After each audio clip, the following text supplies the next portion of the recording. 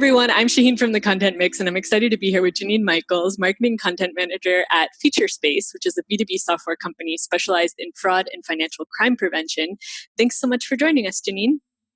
Thanks, Shaheen. I have to say I was very honored by the invitation to join you and all the folks here on Content Marketing Mix. I guess a bit of background about who I am. Like you said, I'm at Featurespace. We specialize in solutions for fraud and financial crime detection and prevention.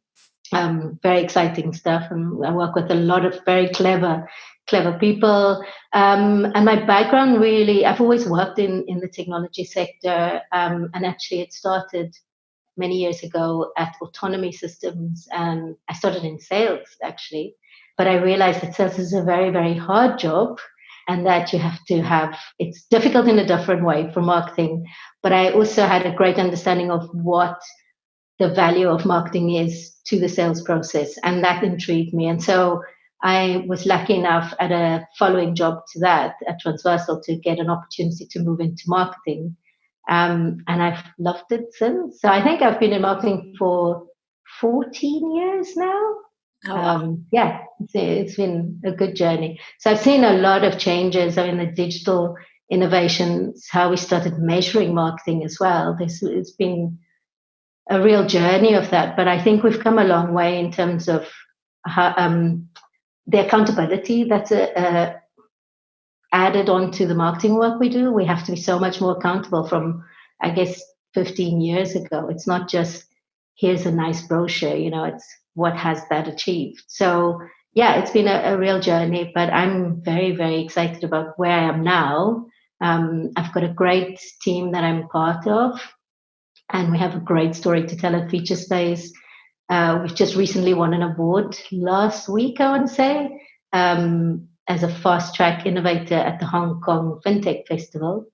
They keep coming. We're really busy. So we've got offices across a couple of regions.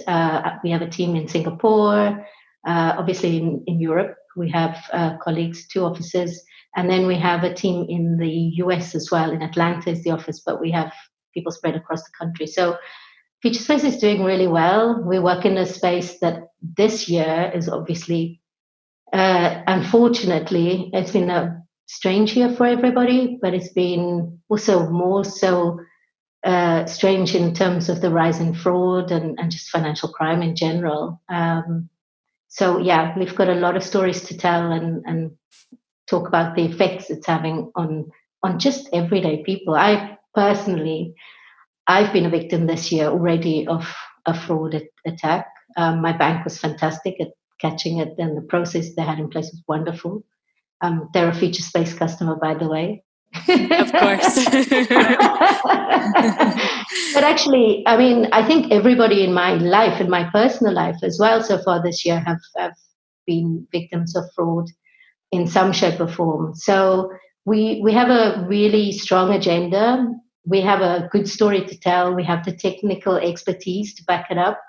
Our technology started out of Cambridge University with absolute brains. I mean, some of my colleagues I consider them to be geniuses. And so there's a lot of learning on my part as well, on the marketing side and content, on understanding exactly the origins of the technology itself, but how that actually works for our customers, our partners, ourselves, and how that impacts society as a whole. So we have good stories to tell, yeah. So you're the marketing content manager. You're based in the headquarters in Cambridge in the UK. I am. So what's your typical day like in your role? So I mentioned in just previously, we have a team in Singapore. We have so they are essentially our feet on the ground in Asia Pacific. And I have at least once a week a call with the team. So my day can start quite early with a call with either just the team or sometimes with partners and customers. And then, of course, we move on to Europe and all the day-to-day normal hours here. And then also I work very closely with my colleague in the US marketing and also the US commercial team. So days can be very long, and I have a lot of stakeholders that are a key part of the work that I do. As I mentioned, it ranges from our engineers, data scientists, and all their input on the amazing innovations that comes out of their teams, then me having to do a lot of self-discovery, understanding that technology, finding its place in the environment we work in and the addressable market, so like the fraud space, and then translating that into a proposition that is translates all the value that we bring to the market, really.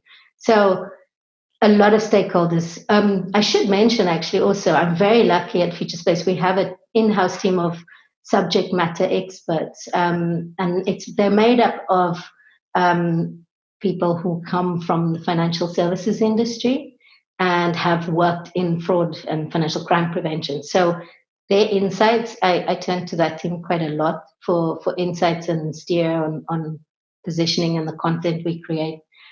It's invaluable, I think, as a content marketer to have that in-house. Yeah. So yeah, I work with various stakeholders. So my day is a lot of meetings, but it's all for the greater good, right? It's all to get things completed and out to the market. So you're managing content creators more than creating content yourself, I suppose. No, so I agree. Our team has grown. I guess I would say in the last 18 months, Featurespace as a business has had an amazing growth.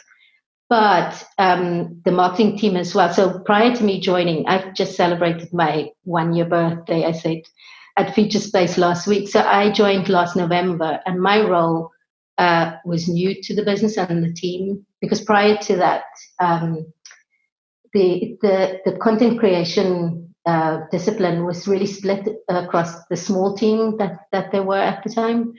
And content is something somebody needs to own, somebody needs to be responsible and be a custodian of, really, because it's a discipline that needs time and focus and bringing people together and thought leaders, etc. So Featurespace identified that as a key part of what we needed to do. And so I came on board in that role. So I am working with a lot of different people, but I also create the content as well. Yeah. So alongside other people.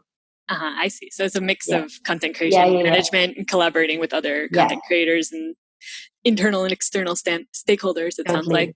Yeah. So your target audience, you mentioned that you have a lot of different stakeholders, but like, who are you really creating the content for? Mm-hmm. So we're very fortunate. Again, fraud and financial crime prevention. It's a very we're very clear about who we want to work with, and what we are addressing for the market. So that's a really clear first point of call, really. So anyone whose job is around risk and fraud prevention or detection and financial crime, money laundering, those are the kinds of people we're trying to reach. And essentially, what we do at Featurespace with the Eric Risk Hub, which is our platform, is we've created a platform or tool for analysts or investigators in fraud and money laundering to help automate some of the detection that is just really impossible for people to spot by eye. And we create so much data now as well. There's so many data points that you can use on a customer. So your behavior as a customer might be different from how I purchase or use my card, for instance. But if I regularly spend money every day at Costa Coffee in the morning buying a coffee, that's normal for me. But if you do it out of the blue in London, but you're actually based in Madrid, that probably you can infer is a bit suspicious. What we do is we take a lot more data points, a more holistic view of the whole behavior, and then we are able to say, this actually really is out of character for Shaheen. So, yes, we do talk to a lot of data scientists and technical people, but we address issues that actually people who are at the front line of fighting fraud in financial institutions, that's who we write for or to, and share what we do in that, for them. Mm-hmm. Absolutely. So it's very clear, yeah. But these are people working inside of the financial institutions, I suppose. Yeah. Yeah. Payment processors. So yeah, finance space, really. I see. So could you share an example of a campaign or a piece of content that worked really well for you? So I think saying this is probably like just beating the same old drum, but I do think it's worth mentioning that we started this year at Featurespace with all the best laid plans, like everybody else in the world, every business, every marketer. Um, and because I was also new into the role, I had a really great plan. It was going to be so amazing. And very quickly, I think it was the 16th of March, when we were told in the UK at least to go in or to work from home just before the lockdown started. We knew from the very next day that we needed to change our plans. So we did that. So yes, although we were reactive, so was the rest of the world. But I think the manner in which we proactively changed our plans and our tactics is really testament to the people I work with. It was amazing. So all the campaigns we ran this year have delivered something for us, and we're very proud of that under the circumstances. But if I had to call out a real example of a campaign, in a previous role I worked in, we had one, sometimes as a business, you have this outlier customer who's bought your software or your product, and the use case is there, you understand because they've bought it, but you have suspicions that perhaps there's actually more of a use case for the industry as a whole. So for us to validate this, I should mention the customer was in real estate, or estate agents, as we call them in the UK. And we wanted to validate our suspicions. And so we decided to do a test campaign and see if our suspicions were right. So we set aside some budget, but what we did was we engaged with an industry expert, and this guy is really just groundbreaking in the field of smarter homes, connected devices, and all these sorts of things, and just new homes of the future, and how they would look, what they would look like. So we engaged with him. We also engaged with a leading industry publication, and between those two parties, we got really, really useful, really valid, really great insight, not just on the issues that we wanted to address with our solution, but actually on the behavior of the industry, like what resonates with them. So that really influenced how we approached the campaign, the content we created, and where we wanted to reach the people was really helpful as well. And the sort of marquee point of that campaign was a lunch and learn that we'd organized at an venue in London. And within an hour of the first invite going out, we were oversubscribed. And I think it's testament to the effort we put in, but also relying on people who know what they're talking about, using external expertise. We only know what we know, and it's important to try and fact check and sanity check that your story actually is the story that people will react to. So I think that's a good example of really reaching out to not just people inside your immediate network, but also outside, that really have that value that you're looking for to bring to the market. Yeah, on the topic of sourcing content, I imagine in a company like Featurespace, you have a lot of, like you said, a lot of subject matter experts among your ranks, but those people might not be the same people who are writing the content. So how do you get that all that expertise into your content? I know that's a challenge a lot of content marketers face. Yeah, so that's where all the meetings come in, right? So I think, like, one of the key things for me is really to make sure you get a good brief at the early stages. It's really important, and that is part of creating the brief. For me, lesson that I've learned is also at that stage really considering who are the stakeholders in this process, in this project, and going to them and understanding. So for us, the stakeholders vary from technical to commercial side and in between. So it's really important to hear from the respective individuals what it is they perceive this project to be, the story to be, the theme to be, how they see that working for us, for instance, at Featurespace. And then the trick, isn't it? The trick is to actually bring that together. And then the next step for me is like condense that, put it back out to everyone, give everyone a chance again to review that. And hopefully you've covered everybody's angle or insight that they bring. But then also, once you've got that agreed, is to continuously socialize that through the business and to all the stakeholders. And I think by way of communicating constantly what you're doing, how you're doing it, you get an opportunity to get constant feedback as well. You stay top of mind with the project that you're doing, the topic you're working on. And I think there's another element to this where actually, by way of keeping people in the loop, you might, Shane, go off to another meeting and something comes up in there or somebody mentions something that you go, you know what? That's valuable to that stuff Janine's working on. And so that helps with that. So it's tough, but you have to put yourself in a position where you're actually quite eager to reach people. And if they don't want to talk to you, that's up to them to tell you, right? Yeah, definitely. So you mentioned before that of the campaigns you've done this year, that you've gotten something out of all of them. I was curious, how do you measure the success of your campaigns? Mm-hmm. Yeah. So again, excuse me, my role is new, and the sort of the ownership of the content creation for campaigns and ultimately lead gen is new for us. So this year, there's been a lot about creating benchmark data. We do know that we had data obviously before on performance on some of the tactical work we did. To date, I found out we did some reporting last week, and I'm happy to say that we've tripled at our lead gen in numbers. I'm not going to tell you what those are, but it's really good indicators. We've produced a lot of interest, a lot of engagement.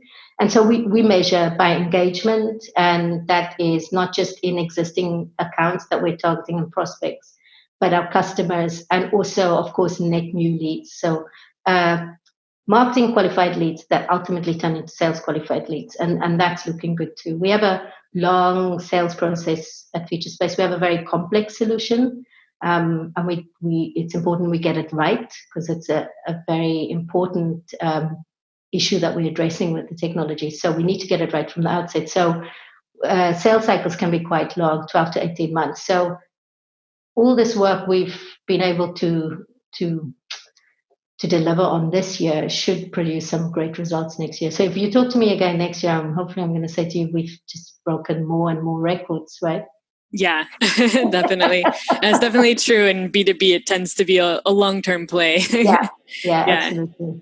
Yeah, but we measure engagement, and we measure ultimately sales qualified leads. But we are hoping this year's put a bit of a halt to it, but we are hoping to move more towards ABM next year.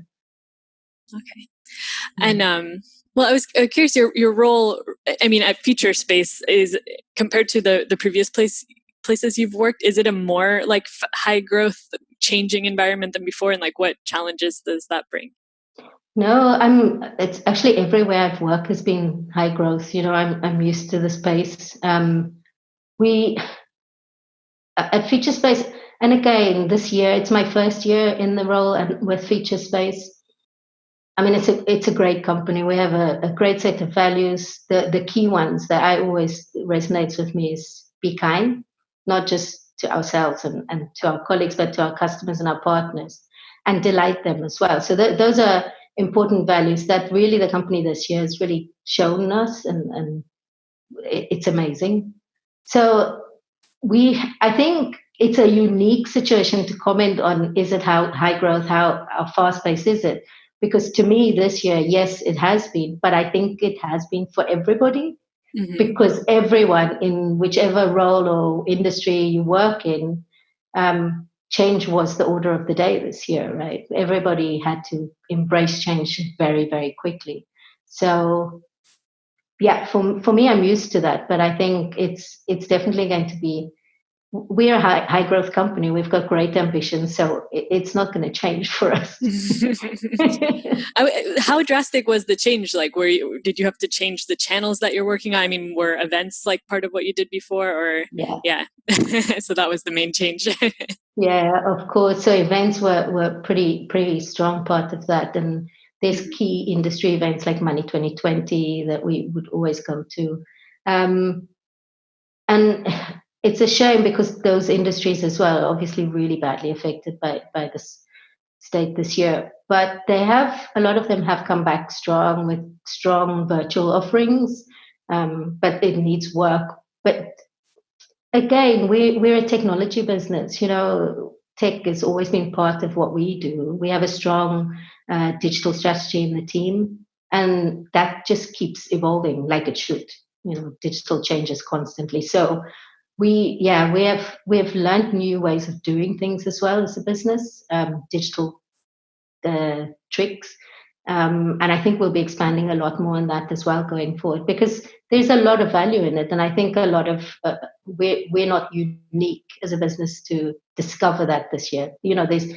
There's ups, there's a silver lining to every bad situation, and there's a lot we've learned this year. Yeah, definitely. And like you said, everyone's faced change, but I think being in a very fast-paced startup probably makes you more used to that change and gives you somewhat of an advantage to being able to adapt, right? Yeah, totally. It's also the nature of the industry. If you work in a company in the tech industry that isn't, then I don't know. I think the tech industry is just far. Absolutely. So I wanted to ask you about some of your recommendations. Do you have a productivity hack you recommend? Yeah, so it's more like a wish list item and an ambition of mine, a constant goal. But I really try to cram as many meetings in on a Wednesday. And it's going to sound weird, but I think that having meetings, a day of meetings on a Monday, is so counterintuitive because you've really just come back into the office. You really need to get back up to speed of where you left things. So giving yourself a chance to get up to speed and maybe finish a couple of things in time for meetings that you need to present, that's important. So Wednesdays, I try to cram in like Wednesdays with as many meetings as I possibly can because then I have Monday and Tuesday to really ramp up, present where I've got to up to that point, and then Thursday and Friday is there to sort of move things forward after those meetings, after the feedback, after the next steps. So Wednesdays, I try to have meetings. If you want to have a meeting, like just choose Wednesday. It's a Wednesday today, so yeah. And also, I think the other thing that not maybe as much of a productivity hack, but I also have a little bit of a pet peeve about people asking uh, for deadlines of things, any work to be on a Friday close of business because nobody does anything with it until Monday.